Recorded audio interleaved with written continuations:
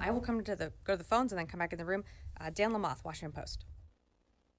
Hi, Sabrina. Thank you. Wanted to check back on Adivka. Number of reports over the last couple of days suggesting anywhere from a couple dozen to several hundred or even 1,000 Ukrainian soldiers have been left behind, missing, captured, various characterizations. What's the Pentagon's assessment at this point? What are you hearing from your Ukrainian counterparts? Thanks. Yeah, thanks, Dan, for the question. Unfortunately, we don't have an assessment just yet. I'd have to refer you to the Ukrainians to speak to Avdiivka and their own operations there. Heather, USNI. Thanks so much.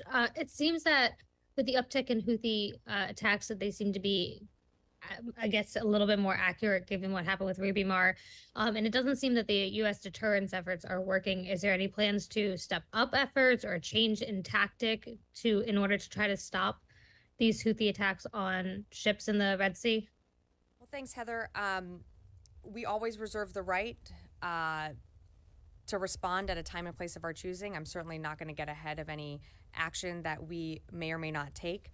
I think what you're seeing, though, in the Red Sea and the Gulf of Aden is a coalition of like-minded countries coming together, including most recently with the EU announcing their own coalition that's working alongside Operation Prosperity Guardian in working to defend innocent mariners that are transiting the Red Sea, the Gulf of Aden, and to allow for the freedom of navigation and upholding the rule of law.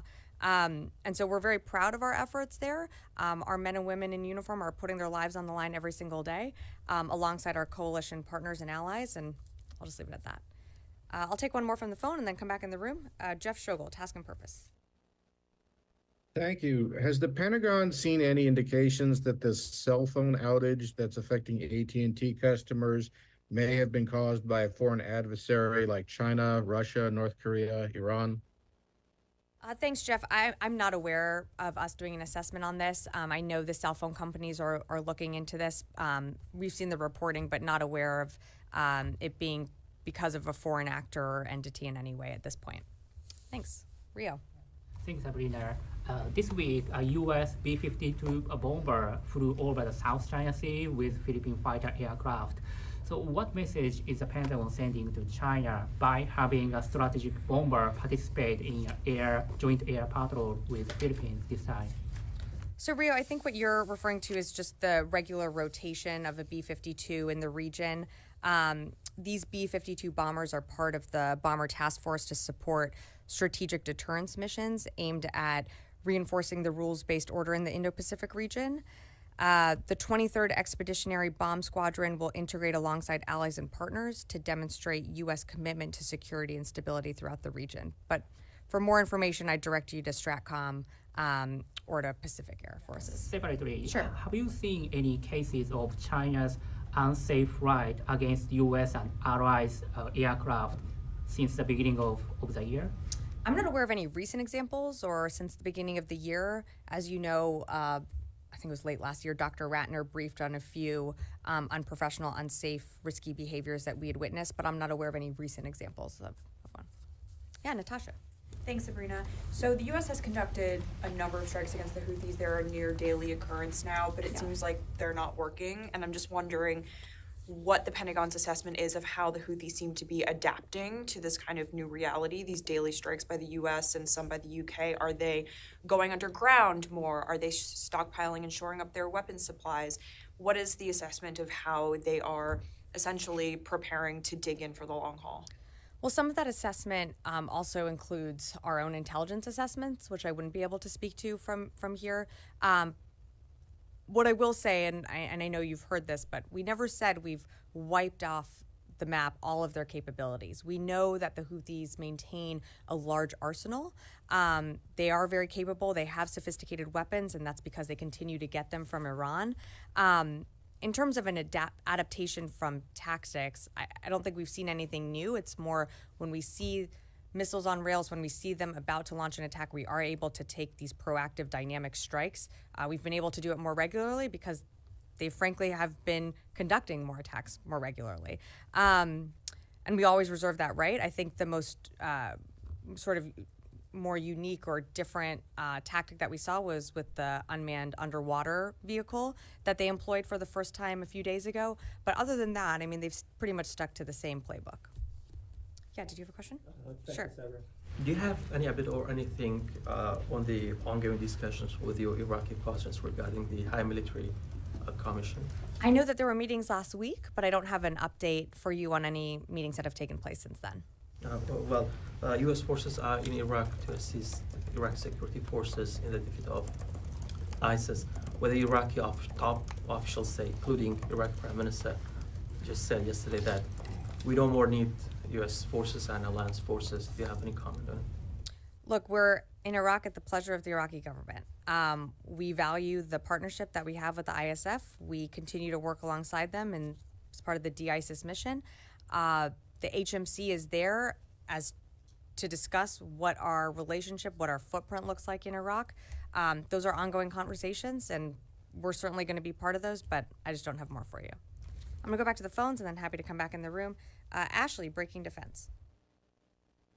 Hi, Sabrina. I wanted to ask, there's been a slew of DoD IG reports that have come out lately pointing out some flaws in either the flow of weapons into Ukraine or sustainment and training to keep them up and running. Is there a larger look from DoD at the actual logistics or, sustaining the weapons within Ukraine? So, I mean, thanks, Ashley, for the question. We welcome these IG reports. They certainly shed light on more of what we can be doing and what we could be doing better. I think it's important to put the context or put the IG report that you're referring to into a bit of context. I think what you're referring to is the one that just came out a day or two ago. We have sent unprecedented security assistance to Ukraine at such a rapid rate. And Ukraine is right now modernizing its military in the middle of a war. On top of that, we don't have boots on the ground in Ukraine. We don't have people out in the field being able to do sustainment and maintenance alongside the Ukrainians. So we do offer telesupport, but again, we're not on the ground. And this is something that the Secretary has been very focused on since the very beginning. He is very familiar with the Bradleys, the Strykers, the Abrams. He understands intimately what it takes to maintain these systems. And so part of every PDA package is ensuring that the Ukrainians have the support and the maintenance that they're going to need. And also part of that is training. And so we're certainly aware that we could be doing more, but we've been saying from the beginning we need to make sure that the Ukrainians have every tool available to them to maintain these systems, and we're doing that. Last question from the phones. I'm sorry, I lost my sheet here. Carla Babb, VOA. Hey, thanks, Sabrina. I have a question on Pakistan, actually, and then if I can, I'd like to follow up on the Houthis. But Pakistan's ambassador to the U.S. was talking this week about calling for fast-track approval to restore the defensive equipment deal between the U.S. and Pakistan. So is the Pentagon considering restoration of defense assets between these two countries? And, considering that they're getting their weapons from China now, how concerned is the U.S. on Pakistan's reliance on China for defense equipment? Thanks, Carla. I would direct you to State Department. I believe they're engaged in those conversations, so I just don't have more to add at this time. And you said you had a question on the Houthis? Yeah, if I can. The concerning thing is that the ships keep getting hit. And as I understood it, the goal of the U.S. mission out there is to protect the ships that are sailing in this vital waterway. Is the U.S. and its allies, are they failing at their mission right now? And if they're not failing because, ships being hit, if that's not a failure, then how would the Pentagon characterize it? Thanks, Carla. Respectfully, take a bit of issue with the question. When you say the ships keep getting hit, there are hundreds, thousands of ships that go through the Red Sea, the BAM, throughout this time period since these Houthis launched their attacks November 19th. I think it's important to remember that our service members out there, alongside our coalition partners and our allies, every single day are engaging in attacks from the Houthis and shooting down UAVs, missiles, an unmanned underwater vehicle, and protecting ships. Do some of the missiles get through every now and then? Yes, we've seen that happen. But for the majority of the time, our engagements have been successful. Our allies' engagements have been successful. And we know the importance of this waterway. We know that 10 to 15% of the world's commerce flows right through here. So again, I would push back respectfully on the idea that ships keep getting hit and that this operation isn't successful. If we did nothing, then these ships would be getting hit every single day. So I think we have to remember that commerce does continue to flow through the Red Sea, through the Gulf of Aden, and we want to continue to see that.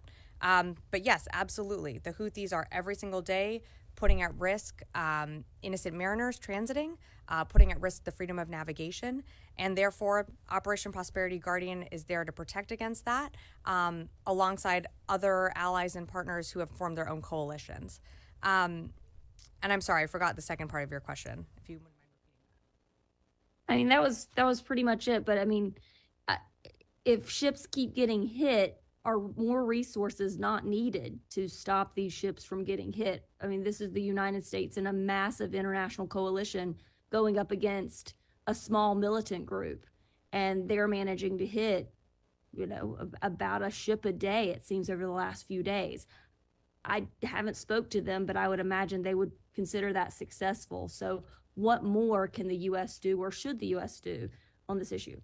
Well, thanks, Carla. Again, we are certainly welcome to more allies and partners joining our coalition, like-minded nations that want to uphold the rule of law.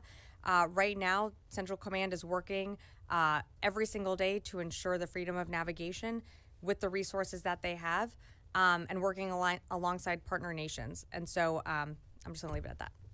Constantine, and then, yeah. Thank you, madam. My simple question is... Go ahead. No, go ahead. My simple question is, as far as attacks in the Middle East on these ship lines and also on innocent peoples and all that, there are many bad actors in the area. Who is financing these bad actors or terrorists who are attacking these ships and innocents with financing and also weapons? Is it Iran, Russia, China, or all three or more? In terms of the Houthis, I think what you're referring to is the Houthis and the activity in the Red Sea and the Gulf of Aden. We know that Iran funds groups like the Houthis, like these other militant groups that we see in Iraq and Syria. So Iran certainly has its fingerprints behind the support, whether it be financial, training, equipping. Iran certainly is supporting these groups. Constantine and then Mike. So earlier this week, there was some reporting that the Air Force has identified a mechanical failure as part of the Osprey investigation.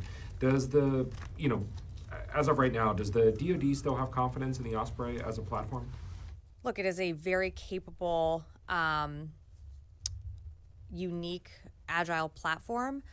In terms of confidence, that's why the services are doing the stand down and evaluating that. I know that there's an ongoing investigation, so I won't get ahead of that, but it's really up to the services to decide whether they deem that these Ospreys are, that they should continue to fly.